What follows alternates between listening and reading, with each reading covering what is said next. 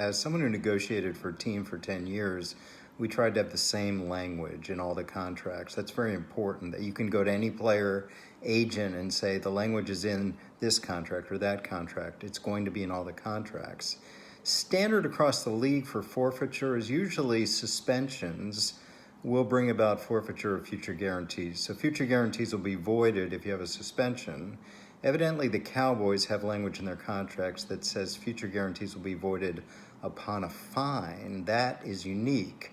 Anyway, they tried to insert that in Randy Gregory's contract, and he went the other way, and lo and behold, the Broncos are not going to insert that.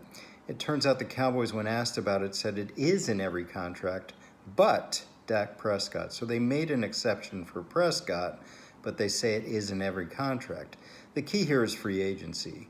Were Gregory only negotiating with the Cowboys, of course they could get that in and say, hey, Prescott's a special situation, he's the quarterback, etc. You have to sign this language because every other player does. But we're in free agency, it's the Wild West, so if he doesn't like that language, there are other suitors, and one of those suitors, the Broncos, in addition to perhaps others, is saying, you don't have to sign that. We don't have that kind of language. We have forfeiture language only that voids guarantees upon suspension, or maybe even not. So the free agency is the Wild West, which is why, of course, if you're managing a team, don't let your players get to this position where the market forces are controlling your contract, not yourself controlling your contract. So that's Randy Gregory. I hope that explains things.